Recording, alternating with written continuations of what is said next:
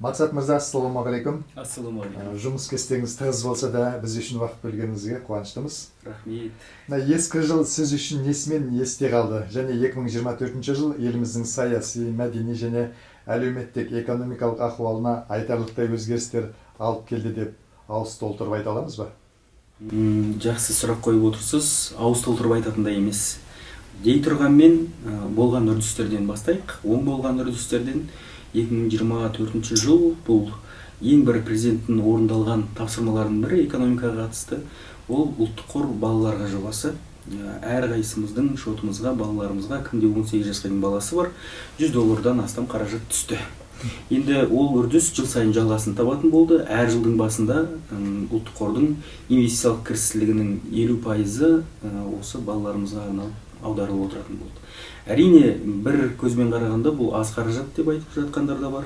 Дей тұрғанмен ұлттық қордың келешек ұрпақ дейтін қызметі жүзеге аса бастады. Бұл қуантады. Алдағы уақытта бұл үдерісте халықта белсенді болады деген үміт бар, өйткені халықтың да балаларының арналған шотына ақша түсіп жатса, ертең ол $50 түсіп қалса, онда сұрақ болады. Неге бұл азайып қалды? Не себептен? Деп үкіметке, тиісті осы ұлттық банкке қадағалап оператор отырған нақты сұрақтар болады. Сондықтан да бұл халықтың белсенділігін, саяси экономикалық белсенділігін арттырады деген үміт бар. Ал енді одан бөлек жыл барысында қарасақ, үкімет ауысты, жаңа үкімет келді. Негізінен үкімет басшысы ретінде осы сыбайлас жемқорлықпен күреске сол саладан шыққан адам тағайындалды, және күтілді. Логикалық оның нақты себебі де бар. Себебі бізде жүйеде үлкен дағдарыс болып жатқан. Осы дағдарыспен күресетін, әсіресе сыбайластықпен күресетін тұлға керек.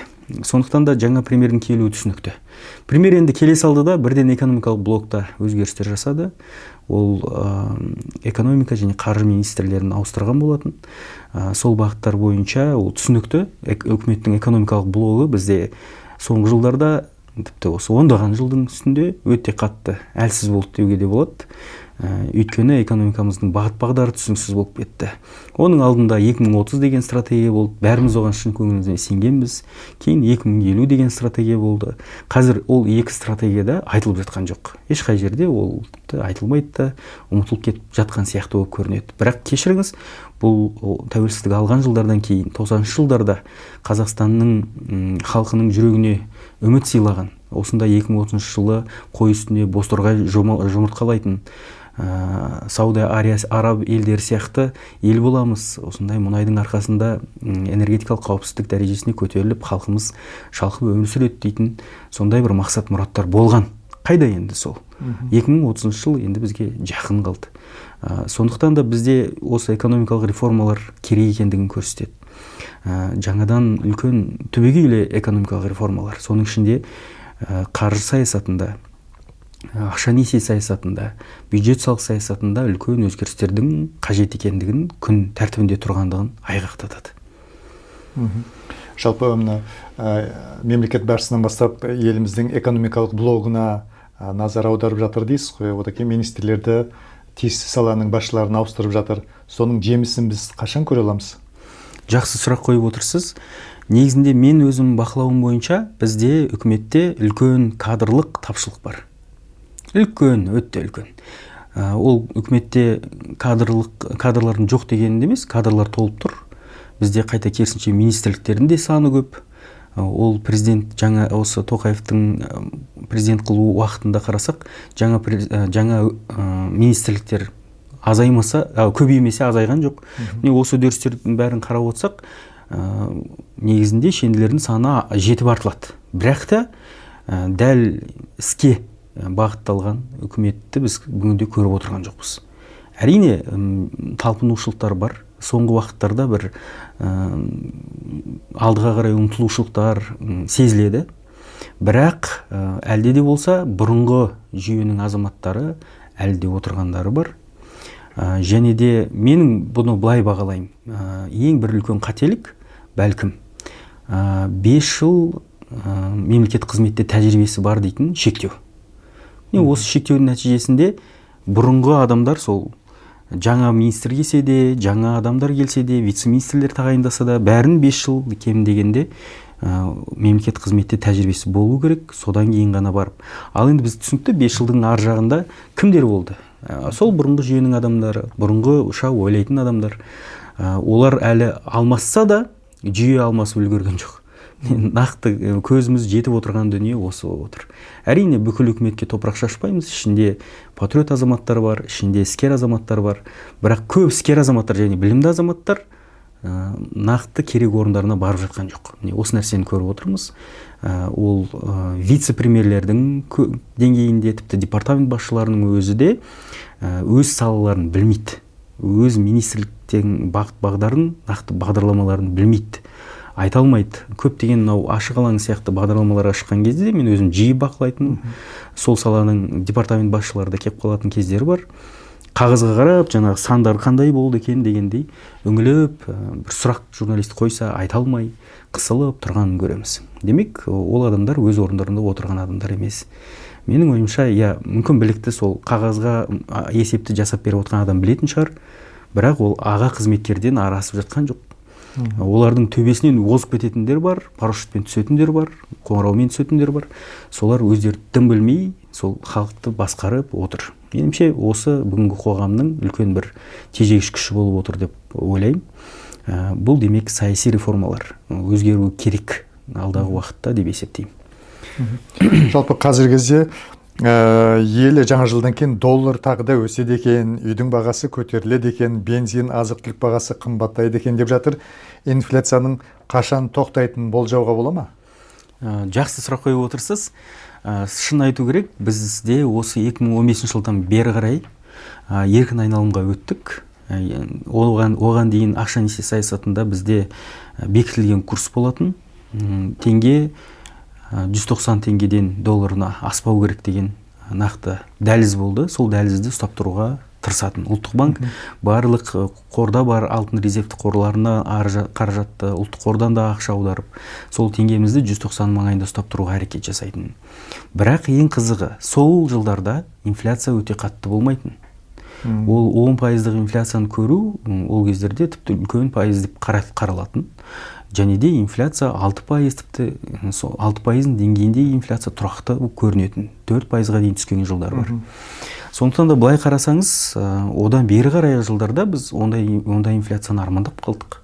Сонда сұрақ туындап жатыр, кәр сарапшылардың өзі айтып жатыр. Мүмкін еркін айналым бізге керек емес шығар. Мүмкін жаңағы бұрынғыдай бекітілген курсқа оралуымыз керек шығар. Қазақстан ақша несие саясатында бәлкім басқа да саясаттарды қолдану керек шығар деген сияқты қазір өте көп талқылаулар болып жатыр. Енді менің көзқарасымша қарайтын болсақ, инфляцияны біз қашан ауыздықтаймыз? Инфляция ауыздықталады, егер де біздің елімізде өнеркәсіптік өндіріс саясат дұрыс жүретін болса, экономиканың нақты секторы дұрыс дамитын болса, сондай уақытта инфляцияны біз ауыздықтай аламыз. Өйткені ақша массасы бізде бар, жылда ол көбейіп жатыр. Соңғы жылдарда ол рекордтық көрсеткіштерге өсті де, осыдан бір 5-6 жыл бұрын ғана бізде бүкіл айналыстағы қаражаттың көлемі 21 триллион теңгедей болатын ақша массасы. Қазіргіде таңда ол 34 триллионға шамасында. Қарасаңыз 5-6 жылдың өзінде өте қатты өсіп кетті. Ал ондай ақша массасы әрине белгілі бір дәрежеде инфляцияны да туғызады. Бұл экономиканың заңдылығы. Сондықтан да ол ақша көлемін өсіре беру бір бөлек, ал өндіріс, өнеркәсіп нақты бір аралық өнім болса да бір өндірістің, қызметтің сапалы дамуы өз алдына. Егер де осы дүниені біз қамтамасыз ете алсақ, онда инфляция тұрақты болады. Инфляция болмайды деген сөз жоқ, болады. Ол әлемдік дамыған мемлекеттерде де 1-2% инфляция болады. Ал дамушы елдерде бізде 5-6% инфляция қалыпты негізінде болу керек. Ал енді тура сондай инфляцияны біз қалыптастыра алсақ, халықтың табысы жылда бір шамамен 5%-дай өсіп жатыр. Бірақ та сонда бір теңдік болатын еді, тұрақтылық болатын еді. Халықтың табысы да инфляцияның деңгейінде өсіп, қатты қымбатшылықта адамдарды қыспайтын еді. Ал бізде соңғы жылдарда керісінше инфляция 10%-ның деңгейінде, жоқ дегенде халықтың табысы өспей жатқан жоқ, өсіп те жатыр, бірақ 5%-ның деңгейінде. Сонда енді бір жыл болса ештеңе емес. Ал енді 3-4-5 жылға дейін 10%-ық инфляция келе береді, халықтың табысын өсімі қалып жатыр, өсіп жатса да қалып жатыр. Ал осы қымбатшылық ақыры азаматтарды қысып жатыр. Демек, азаматтарымыздың табысы ортайып жатыр, кеміп жатыр, төлем қабілеттіліктері түсіп жатыр. Міне бүгінгі күннің қазіргі нақты көрінісі осы болып отыр. Сондықтан да инфляцияны жеңудің ең үлкен дұрыс жолы үкіметтің өндірістік өнеркәсіп саясаты. Соның ішінде ол егер қарасақ, экономика министрлігі әрине бұған атсалысу керек. Өйткені нақты түсінікті стратегия керек. Біз қайда бара жатырмыз? 10 жылда, 15 жылда қандай экономиканың ұлттық моделін біз құрамыз? Сол нақты түсінікті жазылу керек. Өкінішке қарай біз қазір көріп отырған 2029 жылға дейінгі аралық стратегия бар. 450 миллиард долларға дейін жеткізуіміз керек деген президенттің қойған межесі бар. Ал енді одан басқа стратегияны біз көріп тұрған жоқпыз. Ал 2029 жеттік, ал ол кезде қандай экономика бізде болады? Ал одан тағы да бір 5-10 жыл қоссақ, 2035-40 жылдарда біз қандай ел боламыз? Әлемге не шығаратын ел боламыз? Сондай бір нақты түсініктілік стратегия бізде әлі күнге дейін жоқ. Ал оны жасап шығатын осы экономика министрлігі. Одан бөлек индустрия министрлігінде міндеті бар. Ол өнеркәсіпті, өндірісті дамыту, отандық өндірісті дамыту. Міне осы салада да нақты әлі де жасалмай жатқан дүниелер бар. Оның ішінде мен нақты көріп отырғаным Қазақстанның қандай отандық өндірісін дамыту керек. Соның тізімі керек. Реестр дейді. Қандай отандық өндірісті біз қорғау керекпіз. Ол шетелде Қытай тұр, мысалы Қытайдан қаншама тауарлар келіп жатыр. Ал тура сол салада бізде өндіріспен айналысып жатқан кәсіпкерлер бар. Соларды қалай біз қорғау керекпіз? Қандай протекционистік саясат біз жүргізе аламыз? Міне осының барлығы үкіметке жауапты министрліктерге тиісті дүниелер.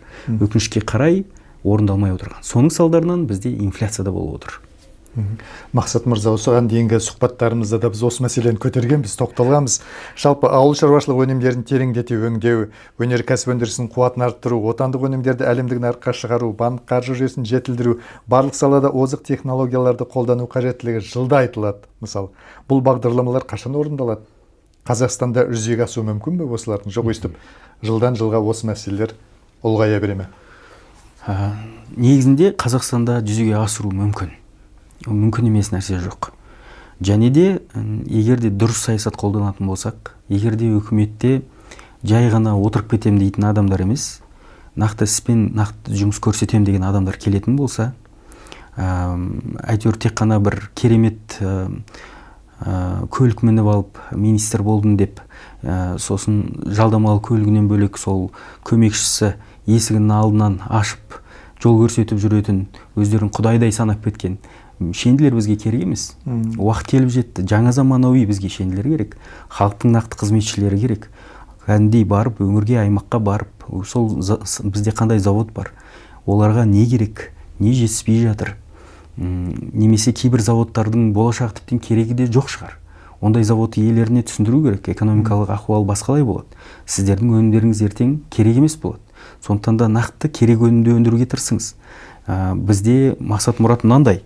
Осындай дүниелер біз шығаратын болсақ, біз оны Қазақстанда ғана емес, оны біз Қытайға да, ары қарай Үндістанға да сата аламыз. Сонда сіздің өніміңізді миллиардтан халық тұтынатын болады. Сол арқылы сіз өзіңіздің компанияңызды өте үлкен рентабельдік дәрежесіне көтере аласыз. Деп нақты бағыт бағдар беру керек. Бізде ол чиновниктер керісінше өзінің министр екенін көрсеткісі келеді. Керісінше жаңағы креслода барып тек қана отырғысы келеді. Өкінішке қарай сондай. Және де мен көріп отырған тенденция, қайта әкімдер жақсы жұмыс жасайды. Көбінесе қараймын, өңірде, аймақта әкімдер жақсы жұмыс жасап жатады. Бәрі емес, бірақ бар үлгі алатындар. Ал сол әкімдер неге министр болмайды? Олардың арасынан, әкімдердің арасынан министр болса, олар халықпен жұмыс істеп көрген адамдар. Халыққа жақын болып, олардың проблемаларын өздерінде көрген адамдар.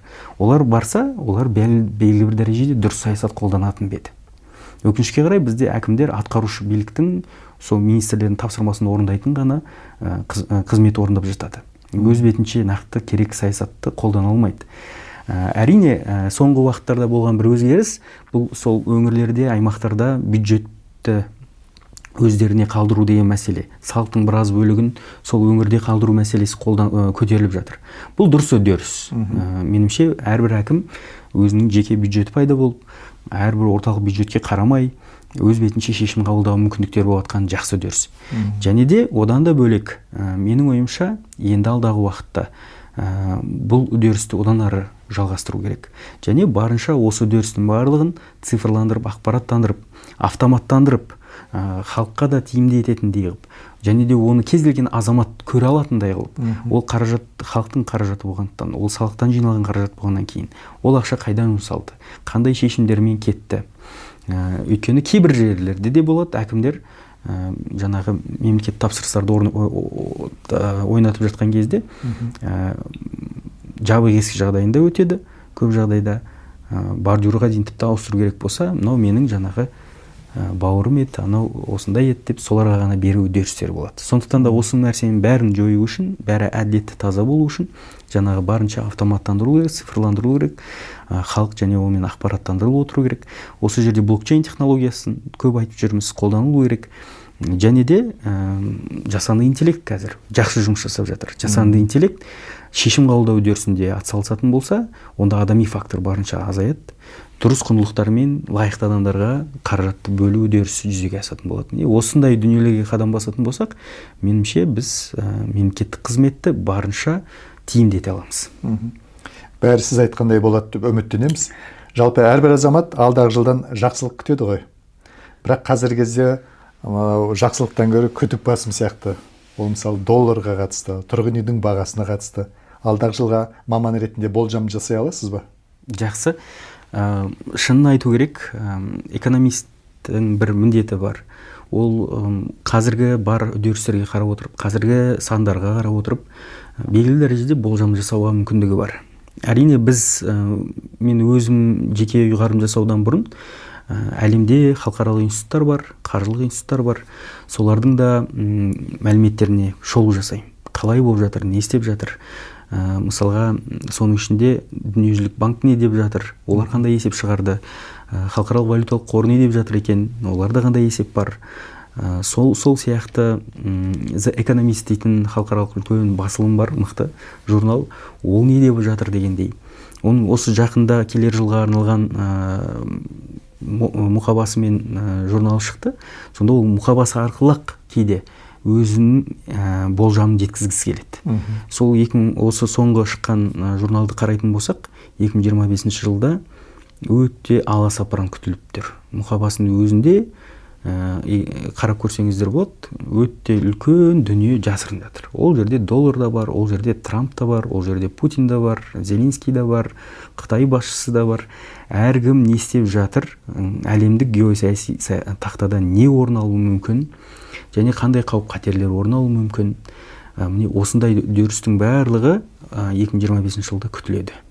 Яғни ол доллардың саясатына қарайтын болсақ, оны Федералды резервтер жүйесі жүргізеді, және олар да өзінің саясатына қатысты ұстанымдарын айтты. Негізінде 2025 жылы жеңілдетілген ақша несие саясатына өтеміз, өздерінің базалық пайыздық мөлшерлемесін төмендетеміз деген. Ал осы соңғы шешімінде төмендетеміз деді, бірақ қатты төмендетуге асықпаймыз деді. Бұрынғыдай көп ай сайын төмендетуде емес, біз жылына 2-ақ рет қана ақырын төмендетуіміз мүмкін дегенді. Ол деген сөз жоғары пайыздар әлі қалады, арзан ақша әлі нарықта болмайды. Қымбат ақшалар болғандықтан ол қымбат ақшаны несие ретінде алу да, инвестиция ретінде тарту да қиын болады деген сөз. Ол енді кәсіпкерлер үшін. Яғни өндірістің нақты секторға инвестиция тарту қиын болады деген сөз. Кәсіпкерлер қосымша кредит алам десе де пайыздар әлі түсе қоймайды деген сөз. Американ Федералды резервтер жүйесі жоғары пайыз ұстап отыр деген сөз. Біздің ұлттық банкте базалық пайыз түсіруге асықпайды деген сөз. Ол қазірдің өзінде көріп отырмыз. Өткендерде біраз түсіріп келіп еді. 16-да 75% болған, оны 14-те 25%-ға түсірген болатын. Қазір қайтадан 1%-ға өсіріп қойды. 15%-ның үстінде қазір бізде базалық пайыз. Ол деген сөз сондай дәрежеде бізде ең төменгі пайыз сол деген сөз. Банктерге теңге керек па, олар 15%-ның үстінде алады. Олар сондай пайызбен алатын болса, олар ипотекалық несиені жоқ дегенде 18%-ның үстінде береді деген сөз. Бизнеске арналған несиелерде 18-20%-ның үстінде болады деген сөз. Ал ондай несиені есі дұрыс кәсіпкер алмайды. Өтте қатты тәуекел рискқа барып тұрған кәсіпкер алмаса, есі дұрыс кәсіпкер өзінің пайдасы оның 20%-ға жетсе жылда, таза пайдаға шықса, ол қуанады. ал оның барлығын алып несие беріп отырса, онда ол кәсіпкер емес, өзін өзі жұмыспен қамтамасыз етіп жүрген адам болады. Сондықтан да кез келген кәсіпкер ондай несиеге бармайды. Ал несие кез келген компанияның айналым қаражатын ұлғайтады, өндіріс мүмкіндіктерін ұлғайтады. Қосымша қаражат құйылып жатса, компания ол арқылы филиал ашады, жаңа өндіріс орындарын ашады, жұмыспен қамту үдерісі ұлғаяды, азаматтардың табысын өсіру мүмкіндігіне ие болады. Ал ондай мүмкіндікке қазір өкінішке қарай кәсіпкерлер жете қоймайды деген сөз. Демек, ол іскерлік белсенділікті төмендетеді. Әрине, сценарий осылай өрбиді. Негізінде, егер де қазіргі қалыпты жағдайлар сақталатын болса, геосаяси жағдайды біз тағы көріп отырмыз. Ресейге де қатысты соңғы уақыттарда рубль қатты құнсызданып жатыр. Ол тұрғыдан да ол біздің теңгемізге үлкен қысым бар. Мысалға, таяу шығыста да қарасақ, Израильдің төңірегінде де өте үлкен қақтығыстар болып жатыр, әскери қақтығыстар болып жатыр. Мінекей осындай үдерістердің барлығы әлемдегі қалыптасқан логистикалық тізбектер, бизнестің реттіліктері, бұрынғы бизнестағы мәдениет, этикалық нормалардың барлығы бұзылады деген сөз. Ол үдеріс бұзылып жатса, логистикалық тізбек бұзылса, сөз жоқ, ол тағы да біз үшін, импортты ел үшін сырттан тауар алып келіп жеткізіп отқан оңайға соқпайды деген сөз. Демек, келетін тауарлар қымбаттайды, импорттық тауарлар қымбаттайды, доллар жаңағы күшеюі мүмкін. Осындай үдерістер бар.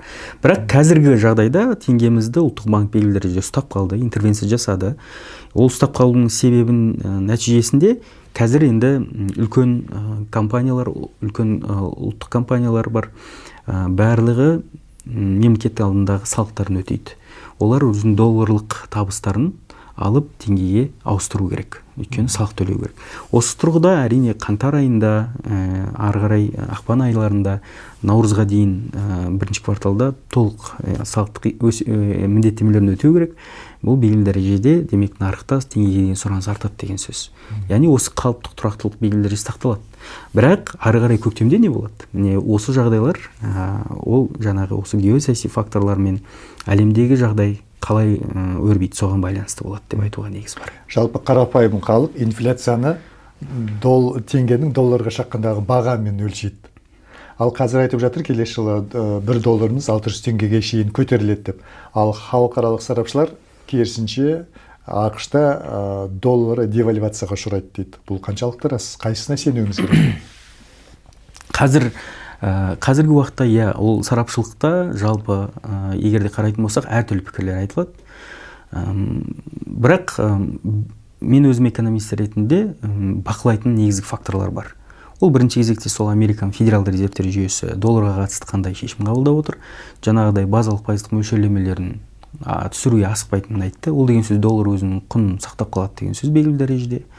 Одан бөлек, егер де ол жыл ішінде тағы өзгеріп кетпесе, бірақ қазіргі шешімдері сондай болып тұр.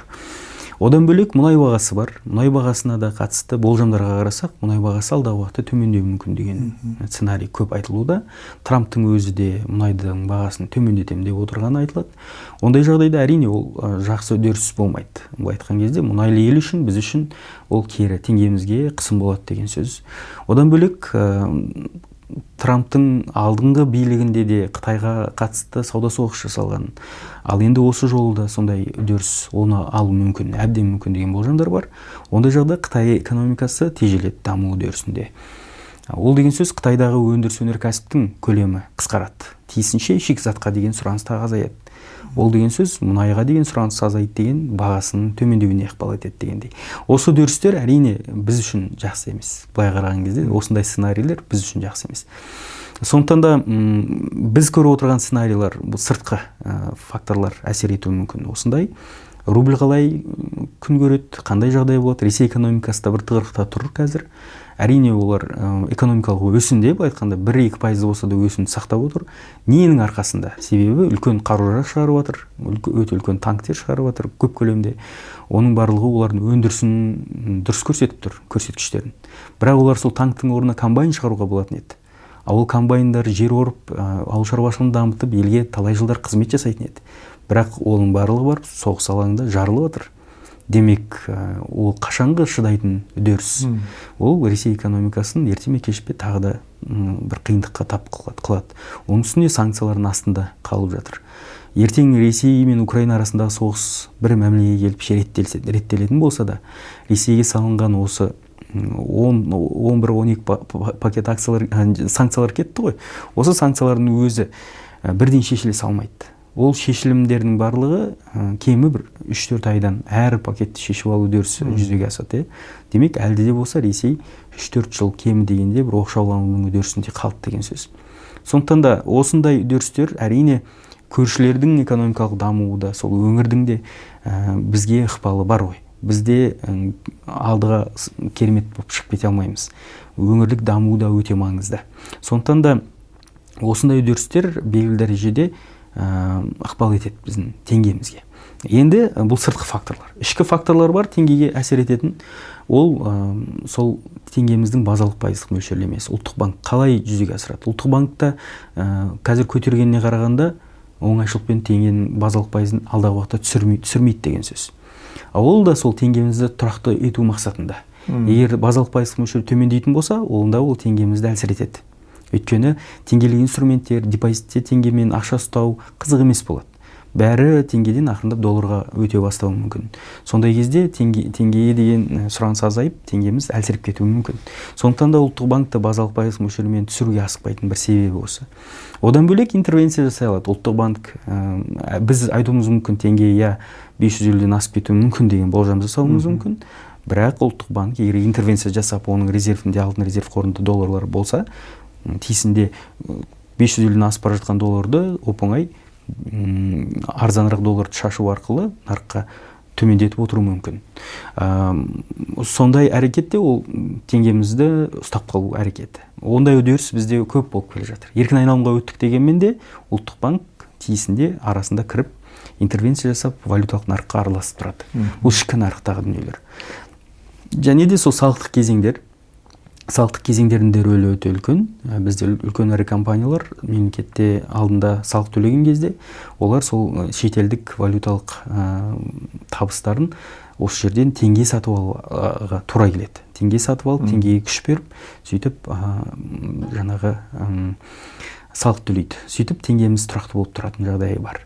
Ол қалай? Бірақ енді ол да қатты үлкен рөл ойнамайды, егер де жаңағы басқа факторлар басып кетсе. Одан кейін ұлттық қор аударымдары бар. Осы соңғы жылдарда біз рекордтық көрсеткіште ұлттық қор аударымдарын жасап отырмыз. 10 миллиард доллардан асып кетеді жылына. Міне сол 10 миллиард долларды біз елде тапшы болып бара жатқан долларларды сол ұлттық қор аударымдары аударып, жеткізіп, қатты сұраныс туғызбай, теңгемізге күш беріп тұрған жағдайымыз бар. Ол бір, одан кейін жаңағы өткен жылда осы бір жыл бұрын 23-те 5,3 миллиард доллар аударғанбыз, 5,3 триллион теңге аударғанбыз. Ол 10 миллиард доллардың үстіндегі қаражат. Биылда сол 6 триллион теңгеге жуықтады деді. Жылдың соңында көреміз, тіпті асып та кетуі мүмкін еді.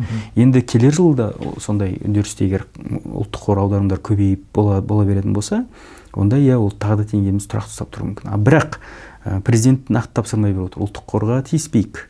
Ұлттық қордың ақшасын аудармаңдар көп дегендей. Және де депозит жаңағы неге байланысты депутаттарда дауыс салып 3 жылға бюджетті бекіткенде 3 жылда 6 миллиард доллар аударамыз, 6 триллион теңге аударамыз деп отыр. Яғни жылына 2,2 триллион теңге шамасында біз ұлттық қордан аудару, бұл міндетті аударымдар. Бірақ бізде міндетті емес, мақсатты аударымдар дегенде бар. Ол енді депутаттардың күшіне бағынбай, үкімет өзіне сөйтіп жасап алған, қажетті кезде кредитті президенттің жарлығы арқылы өздеріне аударта береді. Сондай аударымдардың арқасында 5 триллион теңгенің үстінде асып кетіп жатыр. Бірақ егер сол аударымдар шектелетін болса, онда елге қажетті, немесе қазір елге артық келіп отырған долларлар қысқарады.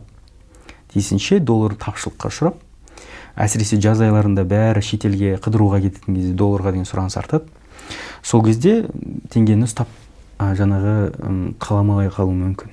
Белгілі дәрежеде егер ол келіп жатқан ақша қысқаратын болса, онда сөз жоқ, тағы теңгеміздің құнсыздануы орын алуы мүмкін деген фактілер бар. Және соңғы сұрақ, мынау қазіргі халықты тұрғын үй нарығы қызықтырып жатыр. Жаңа жылдан кейін баға тағы өседі деген болжам бар. Бұған не айтасыз? Тұрғын үй нарығының бағалары өсіп жатыр, жыл сайын өсіп келе жатыр, және де келер жылда ол өспей қалады деген ұйғарым жоқ. Неге? Өйткені теңгеміз әлсіреді. Теңге әлсіреген кезде, доллар өскен кезде бірден құрылыс нарығында баға өседі. Неге? Өйткені құрылыс материалдарының көп бөлігін, соның ішінде арматураны, бетондарды біз өзімізде бола тұра өндіріс, біз көбінесе шетелден алып келеміз. Сол белгілі бір дәрежеде негізгі құраушысы болғандықтан тұрғын үйдің шаршы метрлеріне бірден әсерін тигізіп жататын жағдайы бар. Бірақ енді екінші мәселе бар. Қаншалықты халық төлем қабілетті болып тұра береді? Қаншалықты тұрғын үйдің бағасы шаршы метріне өсе берсе, қаншалықты халық оны төлеуге дайын және де төлеу мүмкіндігі бар? Өйткені халықтың табысы өйтіп қатты өсіп жатқан жоқ қой. Осы тұрғыдан келетін болсақ, онда құрылыс компаниялары сөз жоқ, ол жаңа тұрғын үйдің, одан кейін жаңа тұрғын үйдің бағасы өссе, екінші нарықтағы тұрғын үйдің де бағасы өсетіні бар. Өсіреді. Бірақ халық егер алмай қалса, оның мүмкіндігі болмай қалса, онда амал жоқ. Ертең құрылыс нарығының өзінде банкроттық жағдайлар орын алуы мүмкін. Көп компаниялар банкротқа ұшыруы мүмкін, дағдарыс болуы мүмкін. Міне ондай сценарийді жоққа шығармаймын. Ондай болса амал жоқ, бағалардың бәрі құлдырайды. Және бір құлағанда 30%-ға дейін, 40%-ға дейін құлауы мүмкін. Ондай сценарийінде болуы мүмкін екенін біз жоққа шығармаймыз. Сондықтан да үкімет те өзі де ынталы болады. Арнайы бағдарламалар жасап шығады, осы нарықты ынталандыру үшін, әртүрлі ипотекалық төмен пайызбен деген сияқты. Бірақ ең қызығы, ол жерде ең қиын жері, мемлекет сондай 7-25 сияқты бағдарламалар шығару мүмкін. Тиісінше сол бағдарламаға мемлекет өзі бюджеттен ақша бөлуге онда дайын болу керек. Қаншалықты мемлекет оған тағы дайын? Өйткені қазірдің өзінде бюджетте үлкен тапшылық бар. Осындай үдерістер тұрғын үй нарығына да әсерін тигізеді. Бірақ та бізде тұрғын үй мәселелері шешіліп жатқан жоқ. Негізінде бізде кезекте тұрған халықтың саны жыл санап өсіп жатыр. Және ірі қалаларға келіп тұрғысы келетін халықтың саны да өте көп. Және 2000 жылдарда болған демографиялық бум, қазір сол азаматтар тұрмыс құрып, отбасы көтеріп, шаңырақ көтеріп жатыр. Оларға да үй керек. Демек, үйге деген сұраныс негізінде жоғары. Сондықтан да сол белгілі дәрежеде бағалардың өсуін ынталандырады деп айтуға негіз бар. Әңгімеңізге рахмет. Бәріміз сапалы, дамыған Қазақстанда өмір сүрейік. Рахмет. Халқымыз, еліміз аман болсын. Аумин.